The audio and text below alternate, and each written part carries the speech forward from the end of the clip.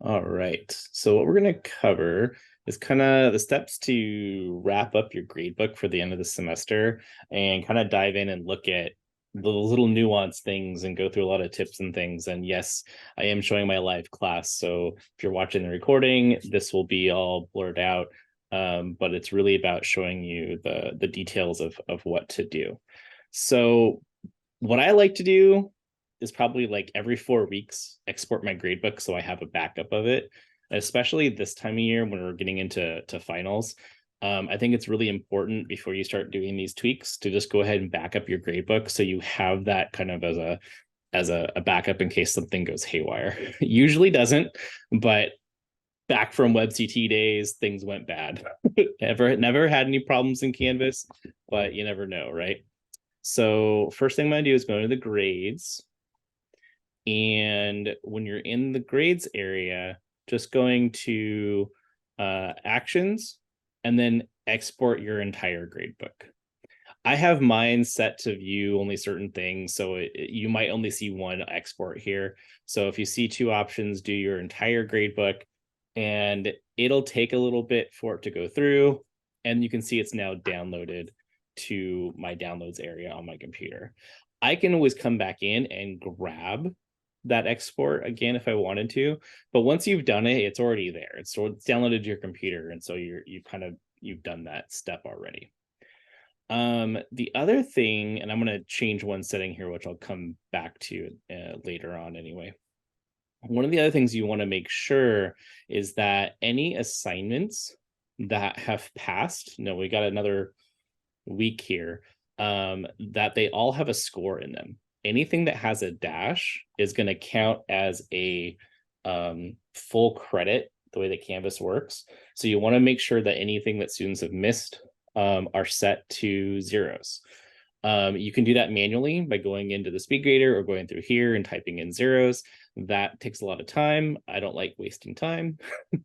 So if I wanted to assign zeros to this column that has dashes in it, I could click on the three dots here and say set default grade and give a 0 as the default grade, and it'll give everyone a 0. That assignment's not due until Monday, so I'm not going to do that to my students. What I have set up in my class is a feature that's in this gear up in the upper right-hand corner that automatically assigns the zeros. So up in the late policies, I check this box that says automatically apply grade for missing submissions. It'll automatically put in that 0 when the due date passes. One thing I noticed this semester is this seems to actually work retroactively now. It didn't work that way before. So if you don't have this feature turned on now and you turn it on, you check this box and you put 0 in for the missing submissions and hit apply, it should go back and enter zeros for all of the assignments that are past due or that I'm missing. Okay. So if that doesn't work, you can always do it the manual way. So for these two quizzes, apparently these are old quizzes. So I could actually do that right here. I could come in and say, set default grade. I hit 0 and I'll say set default grade. And it's going to let me know that those 4 students who had the missing quiz there, 1, 2, 3, 4, was the test student. I was like, who else is there? And I'll do the same thing here. Set default grade, hit that 0, hit that, and it'll put in those grades for those students for those 2 quizzes that somehow got missed. So even if you have that automatically set up, it's always a good idea to just kind of scan through your grade book and look for those zeros. You can see my zeros are bright red. Makes it really easy to see them, right? So the way you do that is under the view, it's the statuses. Statuses means set color. I don't know. And you can change. So anything that was turned in late is highlighted blue for me, and anything that's highlighted red is a missing assignment. The default palette here is very pastel and it's very hard to see. So what I did is I changed these colors to be more vibrant manually. And so for my blue for late, I put in 00FFFF, and that gives you that nice bright blue. The red is FA8072. That just gives you a nice solid red. And then this bright green is 00FF00. And this is a resubmission. So if someone turns something in a second time, I think I might have one in here, but maybe not. But if someone resubmits something before you haven't graded it yet, it'll actually flag that nice neon green. So having those be super vibrant colors makes it a lot easier to see what's missing, what's not showing up right. That being said, another little tip, if you don't already do this, and I think you might do this already, Renee, but if I see an assignment like this week 6 where I've got a handful of missing here, and especially these later ones here that students probably should have turned in, I can click on this 3 dots and do this message students who, and I can message the students who are missing an assignment right from here. So I can say message students who have not submitted yet, and I can show all these students. So if I know I've talked to certain people, actually I could actually take them off this list. And so it's only going to send it to those 8 folks now that are on there. Why isn't it taking them off? It should have. Yeah, it's taking them off. So when you uncheck it with that X, if I hit that plus, it'll add them back. And then it'll email everybody who has the X next to their names. And I can say, hey, just wanted to follow up, make sure that you're getting this okay. I do this anyway throughout the semester, but especially with things like big projects like midterm or final, this is a great way to be able to go in and say, you haven't submitted this yet, make sure, and you can do it before the assignments due, right? So if I come in midweek next week and I see that someone hasn't submitted their final, I can come into the final project, say message students who haven't submitted yet, and say, hey, just following up, making sure the final's due in 2 days. You doing okay? Whatever you want to say in there. You can change this as well and say something that hasn't been graded yet. So maybe you got sick and you need a couple more days to grade something. You can come in and let students know things that you haven't graded yet and say, hey, I just want to let you know I'm working on this. I haven't forgotten you. You can say scored more than and say, hey, everyone who got a 90 or higher, awesome job, right? So this is a really cool tool to use throughout the semester, but super helpful, especially at the end of the semester. Let's see. Just look at my list over here. This is also a good time to double check if you're using letter grades, like I have mine parse out a letter grade, double check to make sure that's calculating the way you want it to calculate. To get back into the menu on the left here, click the 3 lines at the top. I'm going to go into settings. Let me clear this out at the bottom here. And to check your letter grades, and you don't have to have letter grades on here, but if you do, I always say it's a good idea to kind of double check it. Click on the view grading scheme if you've got this checked. If you don't have letter grades and you want to assign them, just turn that on. And I'm going to hit this view grading scheme, and I can see the percentages that are being applied. And you can see I'm using the SBCC default one, so it doesn't have a C-. So this is the correct thing to use. If this wasn't correct, I could say select a different scheme, or I could say manage grading scheme. I can come in here and edit it. So it's just a good idea, especially if you're applying those letter grades, to come in and look at this and make sure it's applying the way you want it to apply. A lot of times I say over 99% is an A. This was a different class, so it's a 97 or an A plus. We don't give extra GPA for an A+, so it kind of doesn't matter. This gives that little top range there, a little bump. So it's just a good thing to kind of go in and double check that this is doing and applying how you want to apply it. The other thing to double check is, sorry about that, is the actual weights and percentages if you're applying those.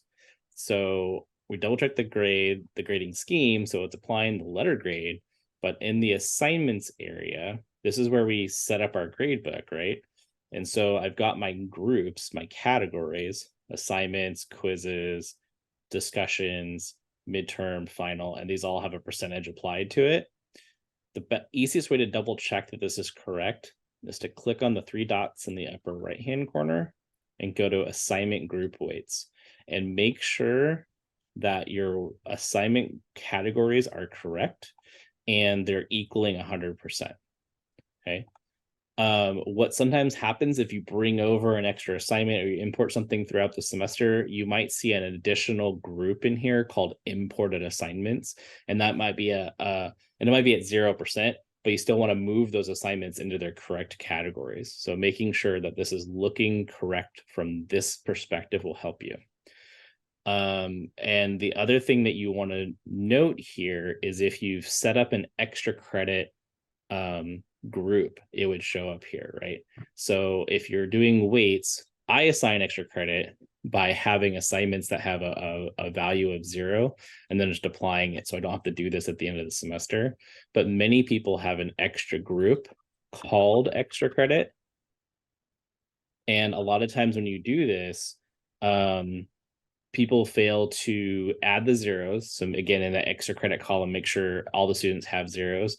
And a lot of times at the beginning of the semester, we advise people to leave it at 0% of the grade, so it doesn't mess with the student's grade throughout the term. And at the end, when all the grades are turned in, then you change this to 5%, 2%, or whatever. So make sure that if you're using extra credit as a column this way, that you've got it set up correctly. And then you should see that in the weights here. You would see that extra credit. And then I would see this as 102%, 105%, whatever I have the extra credit column. So again, this is just double checking depending on how you've already set up your gradebook. These groups or categories, these will also show at the end of your gradebook. So if I go back to grades, I'm set this up so I'm seeing everything right now. So I see all my assignments, I see all my quizzes, I see the midterm, I see the final, and at the end, I see the exact same things. Well, if I have a final project in here that's only one item, in my assignments area, you'll see that I have a final project and a group, and I have a final project assignment. Some people want to remove one of those, especially if you're just doing points and not using weights. You can't remove the two things. So you'll if you have it inside a group, so if you have a midterm and a midterm, I will see that midterm twice, and one is the graded assignment and the other one is the group column, and you can't hide these group columns. So just so that's clear, hopefully, for people. So I can't get rid of this at all, right? We just get that question a lot. Another thing I like to do, especially when it's time to turn in grades, is if I'm looking through my entire gradebook and I want to see if this XYZ student, I just moved my scroll bar off the window, off the bottom of my screen here. That was bad timing. There we go. All right, so if I wanted to look at this student here and I want to see their final grade, I have to go all the way back this way, or my monitor is really wide, and so if I highlight a student, if I click on the box here, it'll kind of highlight across and I can see that student's final grade. But it's really far away, right? It's hard to kind of navigate this. So what I like to do is towards the end of the semester here is I go next to the total column, click on the three dots and say move to front. And that moves that final grade all the way to the beginning. While I'm working on grades, I like to see this in order. I don't know why that just blanked out on me. I'm just going to do a refresh there. You could also leave the grades area and come back in. If I say sort by, my grade book, the student name, I can say sort by name. And this is my normal way of looking at the grades, right? So if I'm turning in my grades, I can look at these two columns side by side and maybe bring a separate window right on top of this with my pipeline window, and I can fill out the grades and see them side by side. But while I'm working on things, sometimes what I like to do is click on the three dots and say sort by grade low to high or high to low. So I can kind of get an idea of how many students are in what group of letter grade, right? So I can say I want my Fs to my As, or I can flip this around and say hi to low and see my As to my Fs. So it's a way that you can kind of manage looking at your grade book. And what I like about this is I can come in and say, oh, this student is really close to that B. Let me email them and see if they need a little extra pep at the end of the semester here to get some more work turned in so we can get them a better grade, right? So I'm trying to do this in a way that's beneficial to students. So using these sorts are really helpful. Also searching by a student's name. So if you wanted to look for a single student, I could type in the student's name or choose them from the list and see just that one student.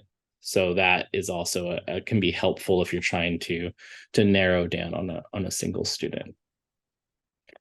Once you've done all those things we were just talking about, right? So we've checked the zeros, we've checked the grade book, we've checked this, we've done all the things, we've messaged students.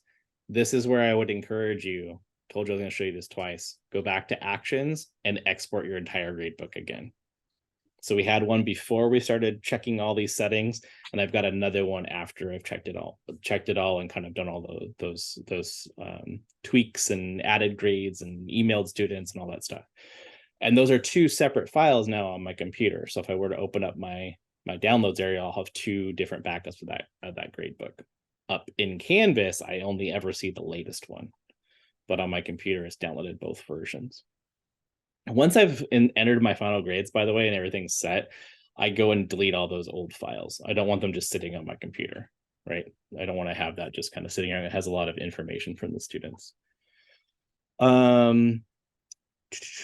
this point, what I like to do is then go to back to the main part of the class, clicking on the three lines here, and go into my announcements. I do this at midterms too, but I like to do it right before finals week and remind students. I send an announcement, hey, I just went through, I cleaned up the gradebook a lot. Please take a look at your grade and let me know if I'm missing anything, or if something doesn't seem accurate, let me know so I can follow up with you. And again, we're just being proactive, partially so they're not emailing the day after I submit grades into pipeline. And then I have to go back and email admissions because there was an error, right? So I'm trying to catch those things, and it's easy to miss things. I miss things all the time. And so letting, sometimes a student submits something, especially if it's a late discussion and I don't see it. So giving them the opportunity to let you know that something might be off. And one last thing I want to show you is tied to that. So by default, our classes all close on the 17th. I think it's set in the morning of the 17th too. If you go into settings, I go down here to settings. I sent this out as a separate email earlier today, but I just wanted to go over it here again. And I go down in the course details area, and I go down about partway here. There's an area that says participation. Make sure this is set to course, and our semester ends on December 17th. Saturday, December 17th. If you want students to turn in work all the way through that Saturday, all the way through that Sunday, which I allow them to do, is change the end date here to something else. So I have this set to the end of Sunday, the 18th. So if students are, need to turn their final project a little bit late, that's fine with me. I'm going to actually grade their final projects on Monday. So it doesn't mean anything different to me if they turn it on Friday or Saturday. I tell them it's all due on Friday, and I give them a hard deadline of Friday. They turn it on Saturday or turn it on Monday, Sunday, I don't really care. I'm telling them one thing, it'll let them turn it in. Once this date passes, they can no longer submit anything into Canvas. Okay, so you can give them a little buffer. Don't set this to Wednesday, because grades are due Wednesday at 7 a.m. right? So don't give them too long, but you might want to give them some time on the weekend to do that. The other thing I want to remind you about is this restricts students from viewing the course after the course end date. By default, this box is unchecked. And what this means is once this date passes, again, they can't submit any work after this date passes. If this box is unchecked, they can still get into your course. They can still see their grades, and they can see all of their submissions, but they cannot see quiz questions. They can only see the quiz final grade. They can't get into the questions or anything like that. So leaving this unchecked allows students to, unchecked, allows students to go in and see all of their information, including their final grade in Canvas, okay? If you check this box, once this date passes, then it locks them out of the class and it disappears off their dashboard. That little window between Saturday morning and Wednesday when you actually turn in grades, IT gets a ton of calls from students. My class disappeared. I can't see my grade anymore, right? So what we're kind of encouraging you to do is leave this unchecked at least until Friday or like the 22nd or something like that. If you don't want to check it, I don't check this ever. So students can go back in and see their stuff anytime they want to. So I just leave this unchecked and that's completely fine to do. If you want to come back in a week from now or a week after the semester closes, a month after the semester closes, a year after the semester closes, you can come back in and change this setting. So you can come back in here, check that box, hit update course details, and that'll lock the students out from seeing that course again. So you can kind of leave it open for a week or two, then close it up if you want to do that. Or you can leave it open. It really depends on the nature of your class. I'm going to refer to Karen and say really quick, anything I kind of missed in there that's glaring? Or is that kind of whirlwind cover it all? No, I think that I have a quick question. Can I? Absolutely. What, excuse me, my voice is a little. When sorry, when you export the grade book, where does it go? Does it ask you where do you want to export it? It doesn't. It goes to your downloads folder on your computer. Can you? Or download folder? Okay. Yeah. All right. Good. Yeah. So whatever your browser is set to, it just goes to your downloads folder. Okay. All right. Yeah. So if I open up, I know you can't see it, but if I open up my downloads folder right now, I see both of those files. The first one I did at the beginning, and I see the one I did at the end. Okay, then you would click on that, and that's what you would forward to export exactly or whatever. Okay. Yeah. We're not there So when yet. you're Okay. done, Okay. do that export again, and that's what you submit through Pipeline. Okay. Yep. Same thing. So it's the actions and then the export. Just make sure you set to entire grade book. Mm-hmm. Okay. Cool. Any other quick questions? Sure. I'm going to stop recording because we don't need to